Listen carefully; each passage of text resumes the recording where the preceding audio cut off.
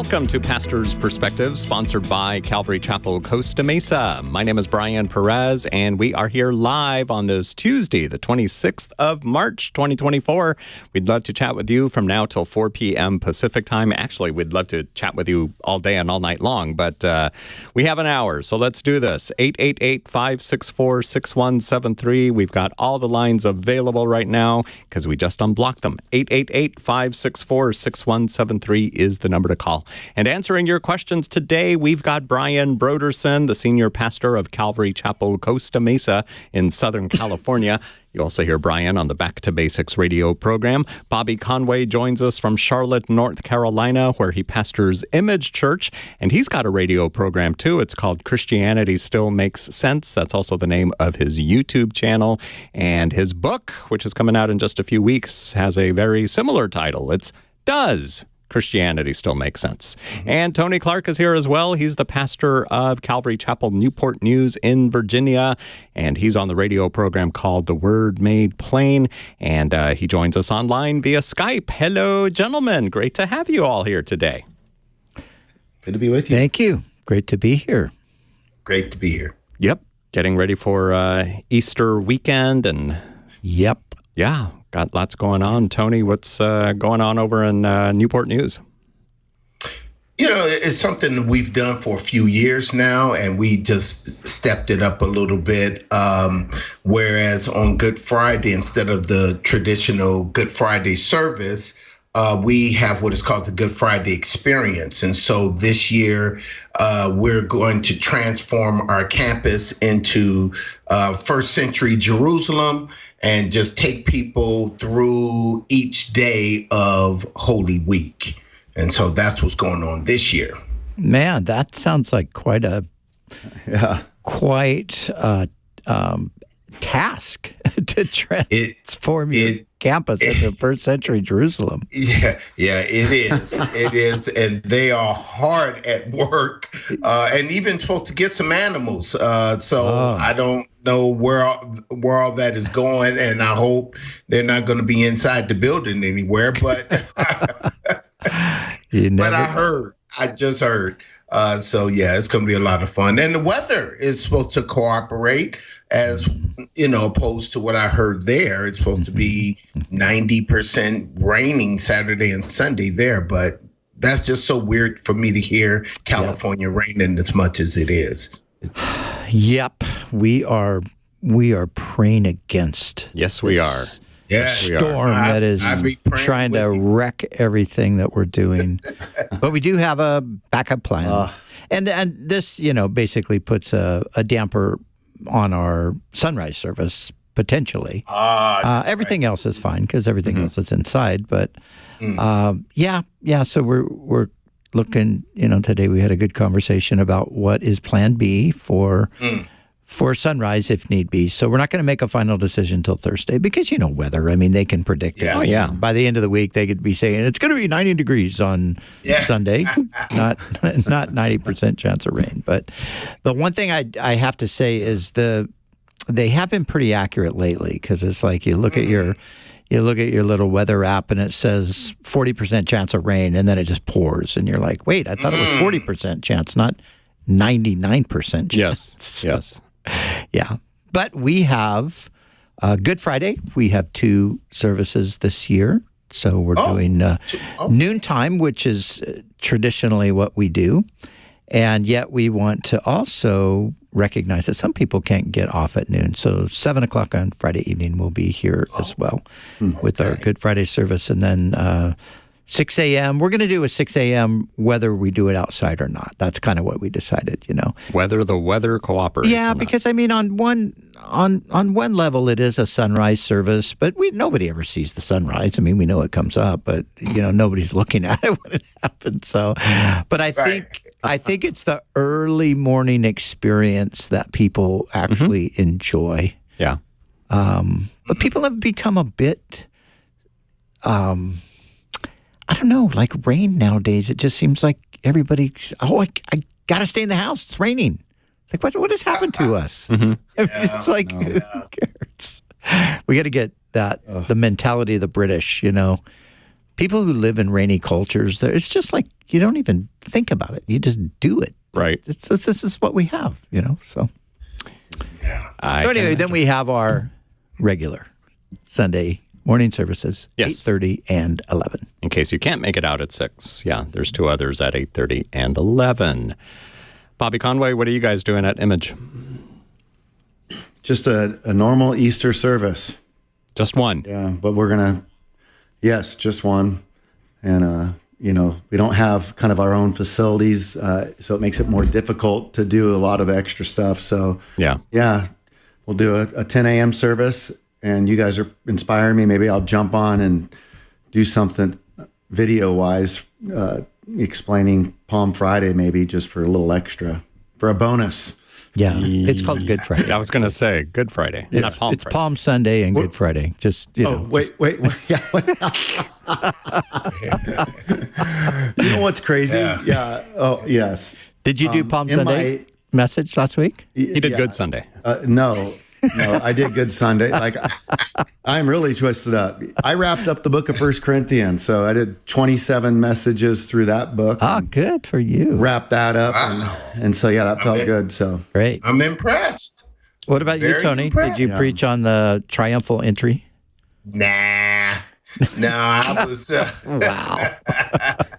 No, I was finishing up our theme for the year is in encountering God, and I was finishing up part 4 of Paul's encounter with God. So, but we sung a song, had the kids come in with the palm branches, little thing, and that was, parents love that, well, especially the moms. They love that little thing. So, but it was very lively, very upbeat. People enjoyed it, and so. Yeah. And I almost changed it. I almost changed it to a Palm Sunday message, but I said, I got to do part 4. Yeah. Yeah, that's exactly what I did. I announced that it was Palm Sunday, gave everybody a little quick overview of what that's about. You waved at them with your palm. And then I finished up it was part 4 of our series on the triune nature of God. So I preached on the Trinity. That was my topic. Yeah. So. Yep.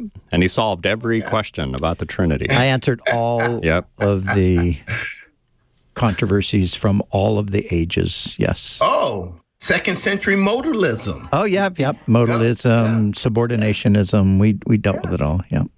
You can check that out at cccm.com, the teaching tab. Click that and you'll be able to find the latest message there. Hey, Bobby, so Brian says your book is it due to be released pretty quick? I wasn't sure what the time frame was on that.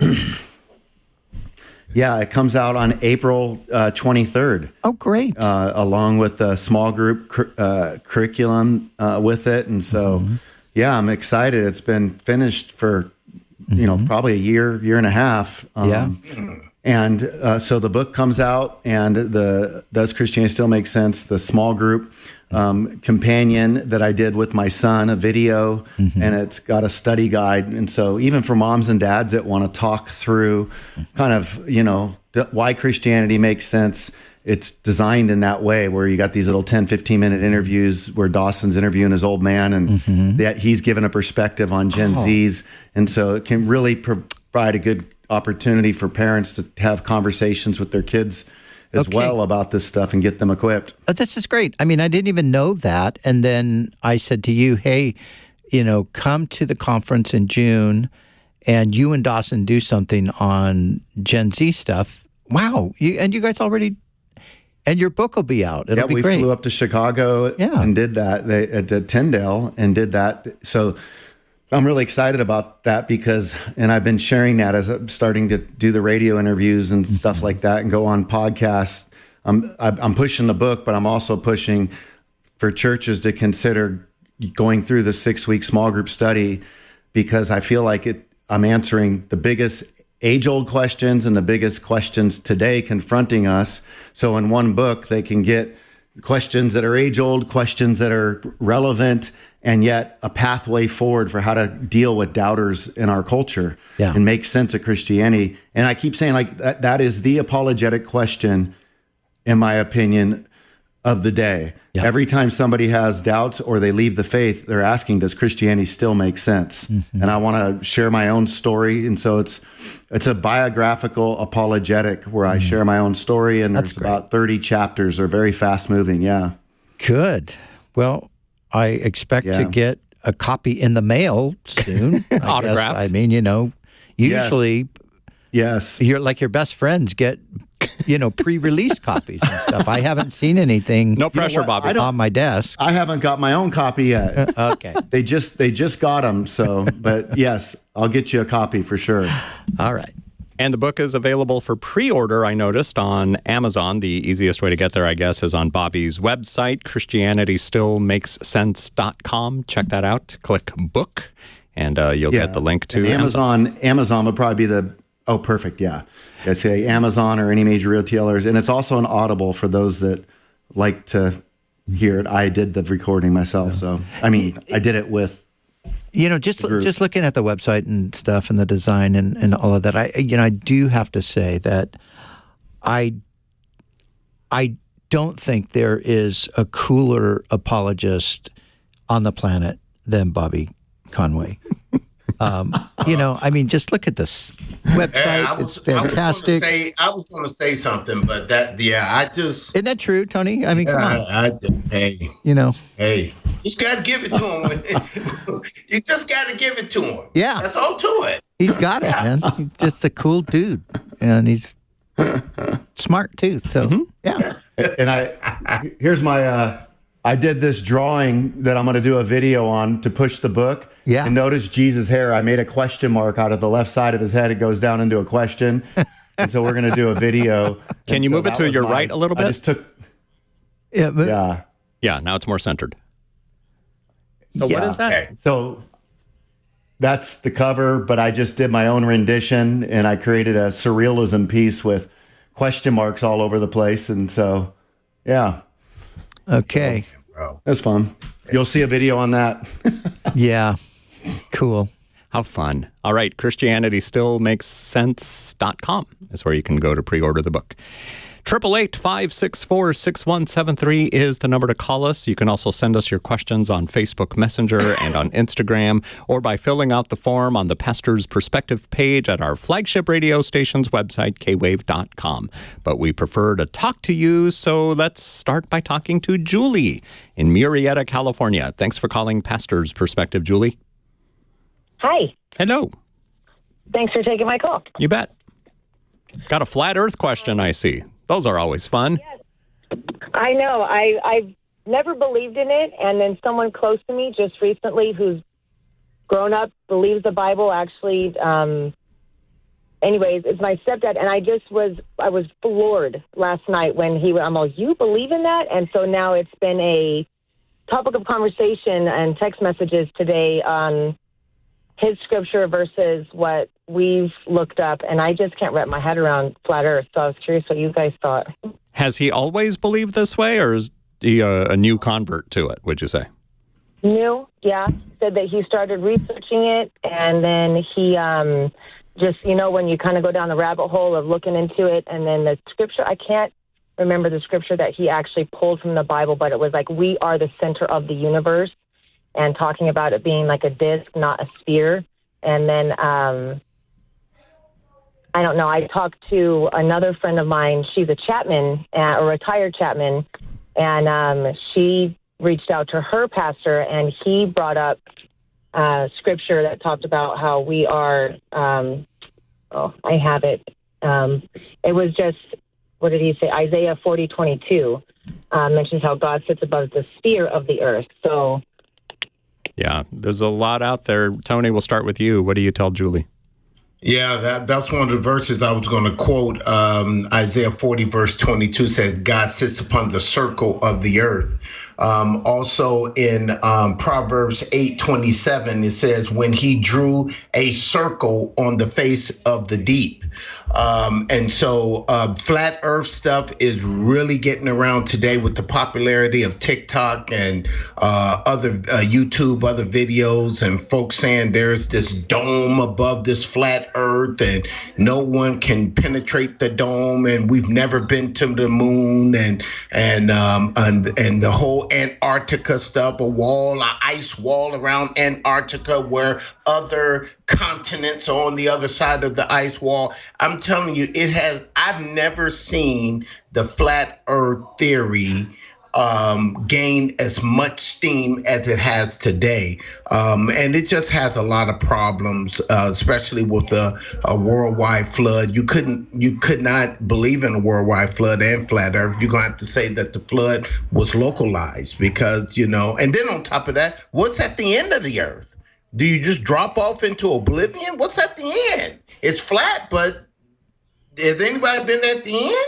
And then on top of that, what's underneath it? We just got so many problems, but it is gaining a lot of steam, especially within the last, 4 years where, COVID theologians have really gained some footage during these years. COVID theologians. That's a good one. Did you make that one up? That was Copeland. Yeah, I did. I just thought about it. That's good. Bobby Conway, what do you think? Yeah, I was going to say to Brian, wasn't Kenneth Copeland one of those COVID theologians? Inside joke. He was. We got the video to prove it. Heat wave. Yeah, we got the video to prove it. But, sometimes it's just discouraging when I think about the things that we get twisted up about as Christians. I mean, number one, we have a satellite. And it shows us the shape of the globe. I mean, that's what we have the footage. So unless we're just going to straight out deny all the so you got to deny satellite technology as well. And so it's just really problematic. And frankly, it wouldn't matter to me one hill of beans if there wasn't any verses like he sits encircled above the throne of the earth, because I don't think the purpose of the Bible is to tell us the geometrical shape of the world that we live in. I think that's something that we can figure out with the natural sciences, and we can investigate that. And then when we see verses there, but I also know there's other people that will bring up other verses to show that it's more cubed. So I just don't think the ultimate point is the geometrical shape. I do think that we can, like the verses Tony brought up, is great. But this is problematic, and I just always get frustrated when I see the church go from one little thing to the next. There's like always these new hot topic buttons that we just jump on. And I also want to say at the end, like, what difference does it make if it's a triangle, if it's a hexagon, if it's a rectangle, if it's just, I believe it's a circle because of the satellite pictures, the footage, the imagery, the way that the gravity works, what Tony's saying, you're bumping off you're going off the edge of the earth. I mean, there's all those reasons, but at the end of the day, what's the point of going around and trying to get converts from, like, I'd rather see people get converted from their old man to a new man than from a circular earth to a square. I mean, what difference does this make? Pastor Brian. Yeah, that's the question. What difference does it make? Yeah, yeah. And I think though, this is kind of let's just be clear that there are no reputable theologians who believe the earth is flat. Not at all. No. Most pastors and Bible teachers would never ever, buy into or promote such an idea. Level. This is populism for sure, and it's being advanced, like Tony said, through the internet, basically. This is the kind of stuff. This is just another conspiracy theory, right? I don't quite understand what the conspiracy is. Like you're saying, Bobby, it's like, okay, so let's just say for argument's sake, the earth is flat. Who cares? What does that do? Well, how does that change? Right. How does that change the way we live? I guess the only way it changes is just don't get too close to the edge in a ship because you're going to go over into something, who knows what. But careful where you surf. Yeah. Apart from that, I just don't know how it even has any relevance whatsoever. It's like, what's the big deal? Tony? Yeah, it's crazy because now they are supposedly showing footage of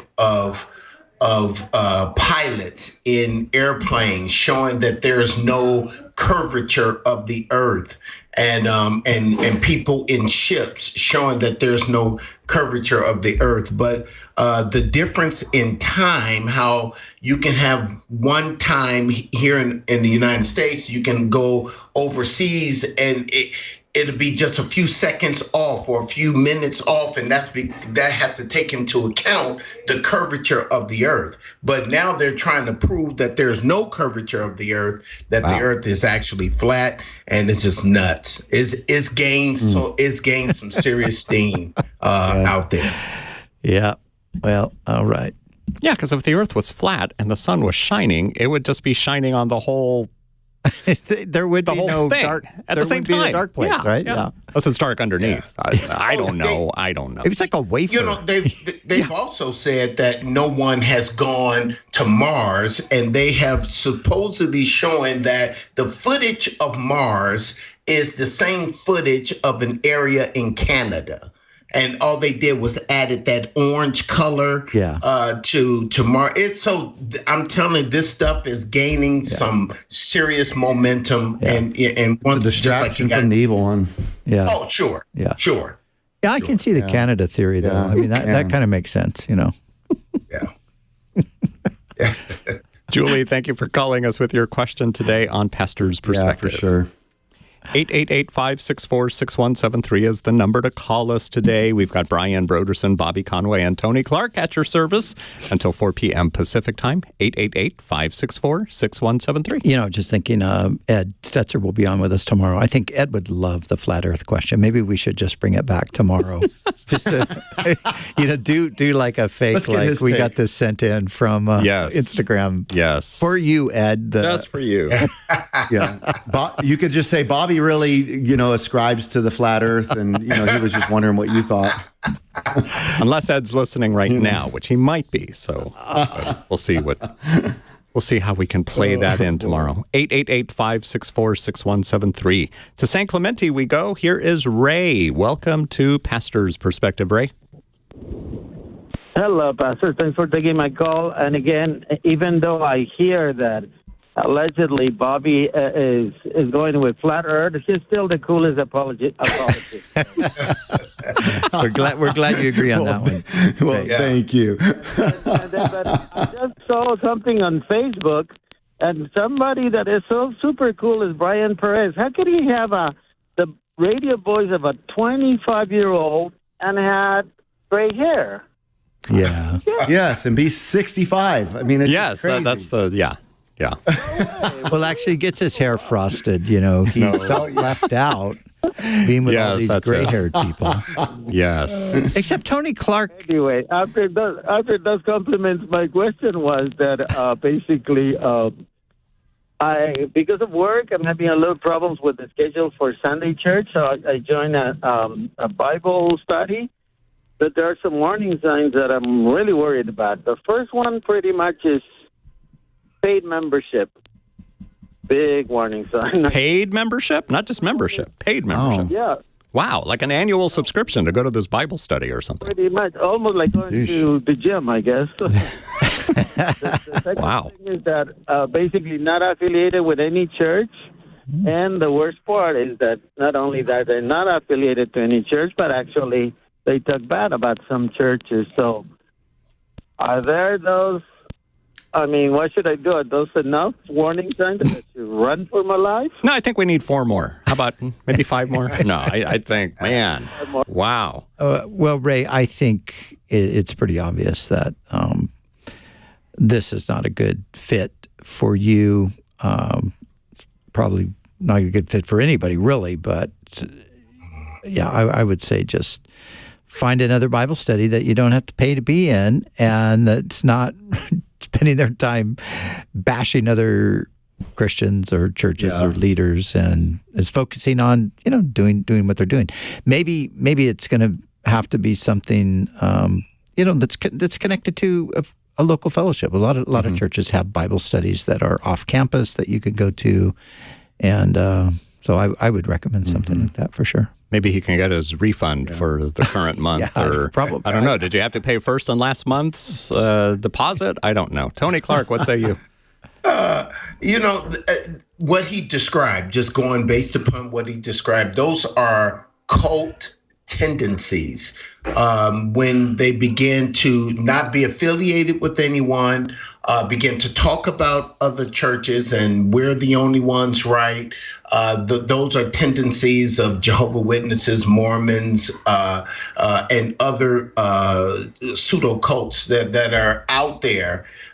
Or pseudo-Christian churches that are out there. They're not real, but they claim to be the only ones correct. And so those are the type of things you got to look out for, because those are cult tendencies. Something that just came to mind right now, too, a lot of the radio programs that you might hear on this station, sometimes they'll have an incentive-type program where, hey, if you can become one of our partners at X amount of dollars a month, you'll help support this ministry, et cetera, et cetera. That's not what we're talking about here. I mean, that's just something to help further the mission and to pay for the airtime on the radio and everything. But this is like next level. I mean, it's not even next level because it's a completely different category. Bobby Conway, what do you think? So I would just say that the irony in this kind of setup is the thought of, you know what, we can't trust pastors, you can't trust the church, we're anti-authority, so guess what we're going to do? We're going to set up our own authority, so just listen to us. And so we're just going to read, and so they package it, and it's like people, a lot of times they get duped, they can't even see right through the lie, like they're listening to people go, yeah, you know what, we can't trust church, you can't do this. Go, okay, but then what makes you authority to say that we can't trust this, and now we should trust you? Mm-hmm. Yeah, that's a good point. Yeah. Mm-hmm. Indeed. Ray, what do you think of all this? Oh, yeah, no, that was really helpful. I mean, I kind of knew I needed to run away. And actually, I'm in the local Southern California area, so I'll just go back to Bible studies and CCCM or Calvary Chapel, Huntington Beach, something like that. All right. Yeah, that's a good idea. For sure. And Calvary Costa Mesa's got home groups scattered all over. Maybe not as far as San Clemente, I don't think. But no, but we do have a pretty broad range. Yeah. Yeah. Yeah. All right. Very good. Ray, thank you for your phone call on Pastor's Perspective. 888-564-6173 is the number to call. 888-564-6173. You can also send us your questions on Facebook Messenger or Instagram, or by filling out the form on the Pastor's Perspective page of our flagship radio station's website, KWVE.com. But the best way to get an answer is to call us at 888-564-6173. Also, when you call, we don't do like medical advice. We're not going to tell you to stop taking your prescription. We're not going to, we're not a legal show. We're not going to do any of that. Any advice that we might give you in those regards is just like, you really need to go talk to the pastor at your church, or maybe a counselor at focusonthefamily.com or something, but you really need to be in fellowship at a church. And if you need help finding a church, we can try to help you. Go to calvarychapel.com. There's a church finder tab that you can type in your zip code and find a church near you and get plugged in that way, because your church knows you better than we do. So don't call us trying to look for the pastors on the radio said it was okay for me to whatever. No, that's not why we're here. 888-564-6173 is the number to call. We're going to take a quick break, and then we'll be back with more of your questions. Stand by.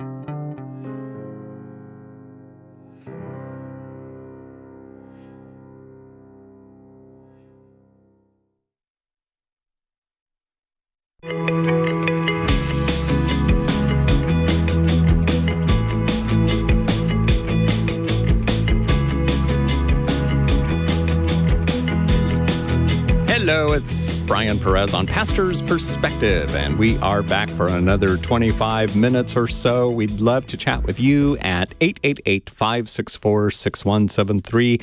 Call us up, grab an open line, 888-564-6173. Brian Broderson, Bobby Conway, and Tony Clark are here to answer your questions. Again, the number is 888-564-6173. Let's go to KC. No, not Kansas City. Casey, that's his name. He's calling from Temecula, California. How can we help you, Casey? Hey, how are you guys? Doing great. Thanks for calling us. Good, thank you. I like that you just mentioned Casey. So to give a shout out to my brother, he's a huge Kansas City fan, and he's not a bandwagoner. He's been a fan for like 35 years. So, yeah. But I also want to say to Brian Broderson, thank you as well, because I actually went to the Bible College in Marietta. All right. And you were really influential in my walk. Well, great. So thank you for that. And then, so I guess my question is, I recently became Orthodox. Yep. Eastern Orthodox at an Antiochian parish. I got baptized. I was a catechumen for like 2 years. Mm-hmm. So I guess my question for you guys would be, what's your thoughts on Orthodox Christianity? And then as well as, how do you guys, and please take this in the right way because I'm not a combative person. Yeah. But how do you guys maintain an Orthodox tradition or an Orthodox faith? And again, so take this with kindness. So if anyone's listening, I'm not coming at Calvary Chapel. I actually love you guys, and I wouldn't be where I'm at without you guys. So yeah, there you go. Yeah. Casey, can I ask you a question? Could you kind of explain briefly, obviously we don't have a ton of time, but just kind of explain briefly the difference between what you see as, let's just say Calvary Chapel falls in the category of evangelical, right? Yeah. The broader category. So what's the distinction, and what drew you toward orthodoxy versus evangelicalism?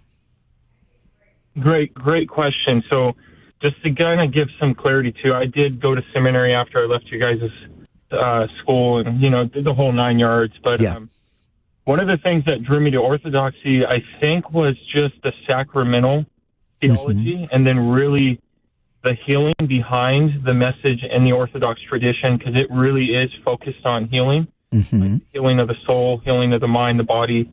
But the distinction, I think, would be the sacraments, the sacramental life. And just, when you read through, Irenaeus and you read through the early church fathers, they seem to kind of talk about this apostolic succession. Yeah. And maybe not so much in like the papacy that we see in Rome, but there is this, there's this kind of understanding that they hold to, that there were these apostolic traditions that they held on to. And so I think that's what drew me to it, Brian, was more so I needed healing in my soul. And the message is really in orthodoxy, it really is, it's about healing, at least the proclamation of what is taught. And the sacraments are there they say that they're there to bring healing, right? Because you're practicing something. It's not just in your head, it's incarnational. So I think the incarnation of it kind of led me to it. Not that I agree with everything, but yes. So, does that kind of maybe answer it? Yeah. Because people ask me all the time about orthodoxy, can you explain it to me, or, what's the differences? And it's a little bit fuzzy, in my mind, just exactly. I mean, I know some of the things, but I wonder on this kind of a level, like you obviously are a Christian in the biblical sense. And, I think you probably know, Casey, I came out of Roman Catholicism, and there are similarities between Roman Catholicism and Orthodoxy. But of course, in 1054, you had this great, what's called the Great Schism, where these two traditions parted ways. But, like what I'm getting at is in Roman Catholicism, you have masses and masses of Roman Catholics who would not have ever really had the born-again experience, haven't come into a personal relationship with Jesus, or even understood that is available and necessary. You must be born again. So, and I think that's true largely within Orthodoxy as well. I've known many people from traditional, say, Syrian Orthodox or Greek Orthodox or whatever type of Orthodox backgrounds, who their experience was very similar to my experience in Roman Catholicism. It was a religion. There were a lot of traditions, but there was nobody ever heard about a personal relationship with Jesus. So, so you obviously have the personal relationship with Jesus thing. And now this is something, it sounds to me like it's more something in the realm of your discipleship and your growth, where this has met you in some ways where you didn't feel like you were necessarily being met through your experience just within evangelicalism. Does that sound right? Yeah, because I would say that's right. Because I was, I actually attended seminary, attended a few different seminaries. And, I ended up in seminary, people talk about how you strengthen your faith. I was actually losing my faith. And, it was studying, the scriptures, the writings, and obviously when you're coming at it from an eclectic perspective, and I was coming from Calvary to a Reformed perspective and left the Reformed theology behind. But so in Orthodoxy, I found the incarnational understandings. Yeah. Right? Like, so just as God became man, right? Like Athanasius, which is my baptismal name. That's a great name. God became man so that man might become God. Yeah. Not God in a, you guys know what I'm talking about, Sure. not God in a, divine sense, but yeah. Yeah. So I think that stuff really helps me. But like I said, I'm thankful for you guys as well. So, yeah. Well, that comes across very clearly, Casey.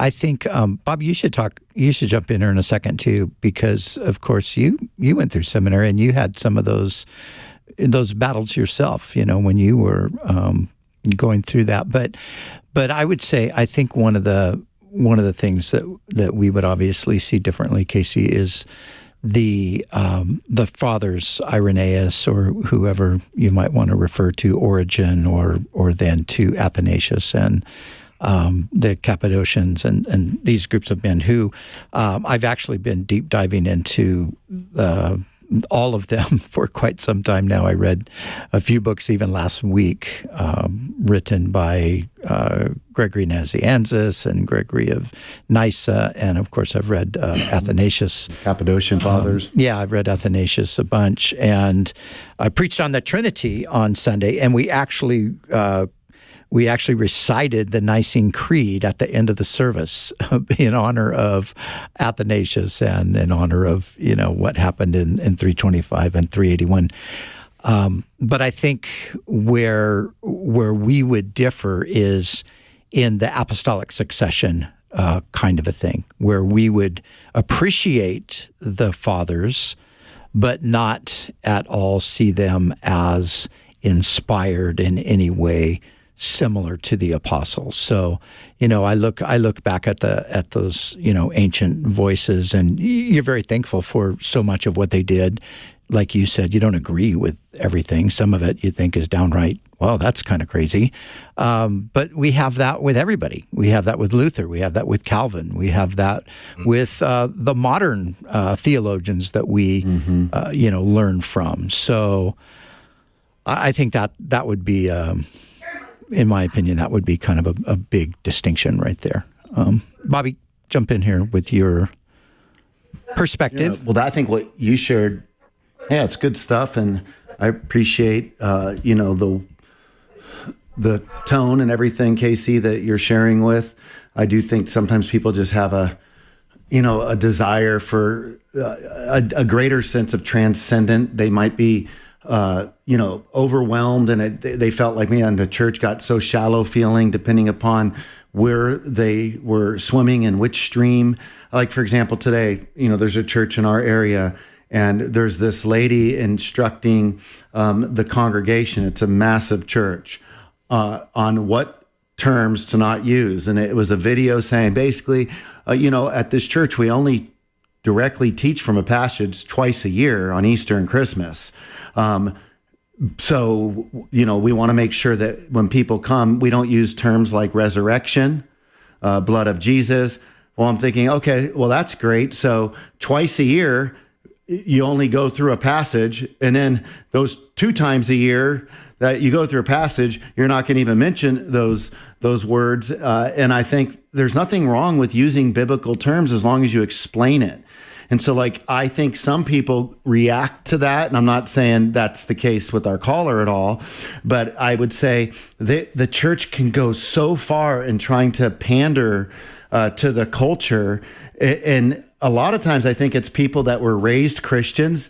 They're hypersensitive to what the non-Christian culture thinks. And I'm like, I never heard the gospel till I was 19. And, I'm thankful that when I showed up and listened to Greg Laurie, he used words like repentance and sin and judgment and the cross, and Jesus shed his blood on it. I mean, if I didn't understand it, I asked questions, but I listened to where we are today, and it's like we go to such extremes to avoid all things transcendent, all terms, all this stuff.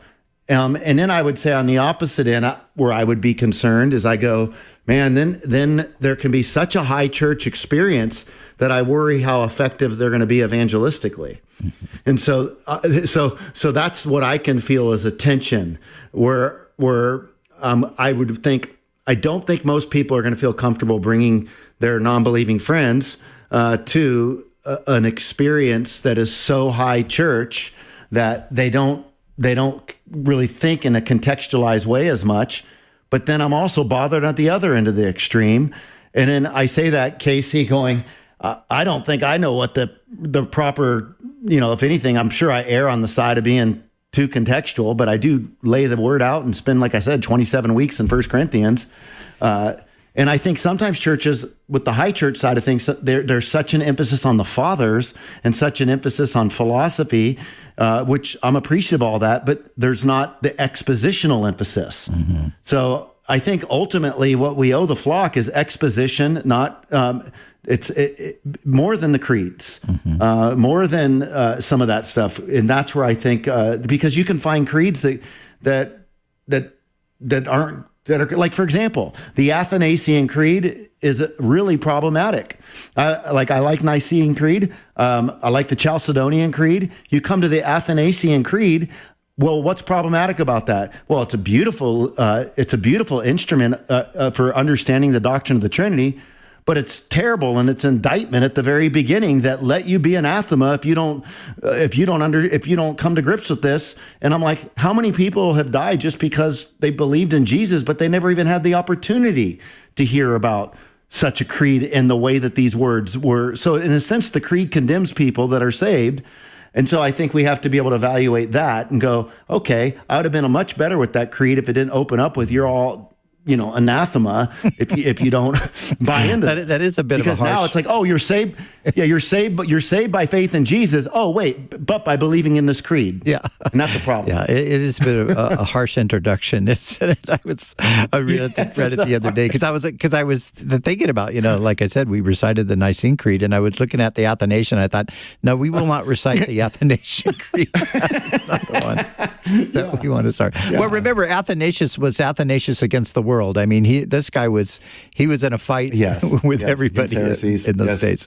But I think too that, and I think like you're saying, Bobby, and I've had this conversation with my own son and a lot of the younger guys that I spend time with that grew up in the Calvary movement, where in Calvary Chapel, we have stripped everything so far back. It's like, there's just there's no sense whatsoever of history almost involved in anything that we do, in our efforts to just get back and be biblical.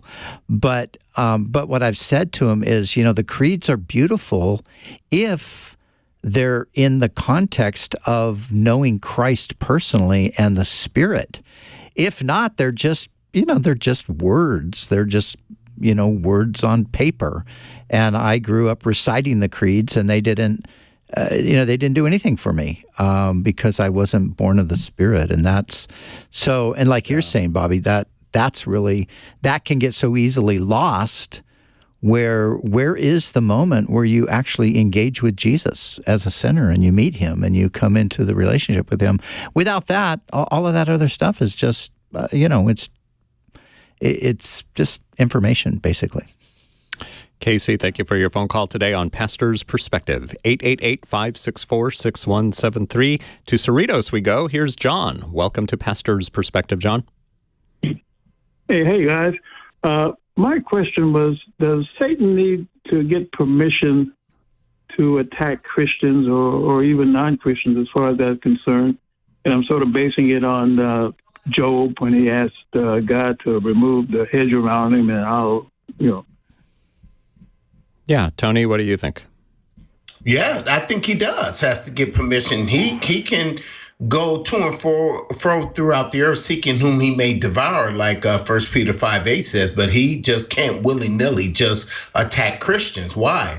Because Psalm 34:7 says the angels of God encamp around about those who fear him. Also in Hebrews 1:14, it says that their ministering spirits, speaking of the angels, sent forth to minister to those who will inherit eternal life. And then Mark 5:13, the demons asked the Lord, could they go into the pigs? And then it says in Mark 5:13, and he gave them permission to go into the pigs. And so he has to get permission. He just can't willy-nilly just do whatever he wants to do to believers. Now, to those who are not believers, he may have free reign, but as of believers, no, he has to get that permission. And when he asks for permission, does he approach him in the same way that we approach God through prayer? I mean, how does that work, the whole permission thing? Or does he have immediate access to him? What would you say, Tony? Well, I think that Job chapter 1 as well as 1 Kings 22 shows us that he has access to the throne of God until the Lord permanently boots him out, because the Lord asked him, hey, Satan, where have you been? He said, I've just been cruising throughout the earth. And it says that when the sons of God appeared before the throne, Satan appeared too. So, and the Bible says he's the accuser of the brethren who accuses us before God day and night, Revelation 12:10 says. So in order for him to accuse us before God, he has to be up there doing this thing. So accusing us before the Lord. So he has to get permission by God, and God allows certain access to us for a particular purpose. Not oppression, for the purpose of oppression and not possession. John, thank you for your phone call today on Pastor's Perspective. 888-564-6173. Here's Andrea calling from Rancho Cucamonga. Hello, Andrea. Hi. Hello. How can we help you today? So my question is in regards to marriage. My current situation is my husband has cheated on me multiple times. And this last time, it was for a 3-month affair. So I would like to know, as a married woman, when is it... Sorry, that's my children. When is it time to, actually, divorce and walk away, in God's eyes? When is that okay? Bobby, what would you suggest to Andrea? Yeah, this is heavy stuff right here, and I'm so sorry for what you're going through. Biblically speaking, Jesus says that there's, room for divorce in the event that there's adultery. He recognizes that it's so catastrophic that, some people just don't really recover well from it.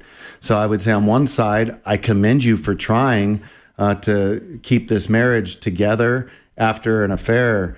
But I mean, if this is a serial adulterer and, I just think this is a really bad situation. I don't ever tell anybody to just go get a divorce, but I don't know how you're staying in it. There's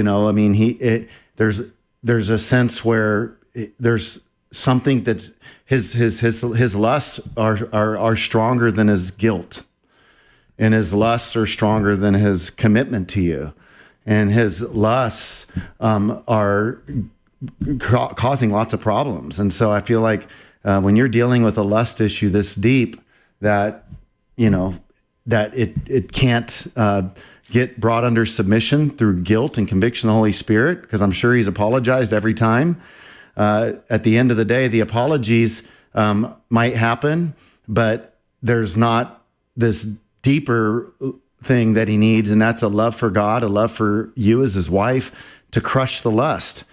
Because until that happens, he's going to be driven by that.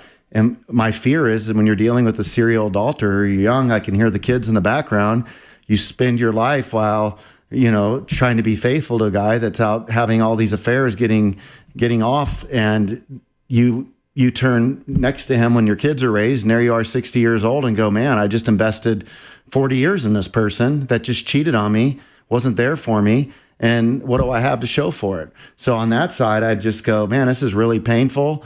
And I never would fault anybody that would just cut their losses at that point, knowing that this is going to be hard, but it'd be harder sometimes just to stay. So, it's a choice you're going to have to make.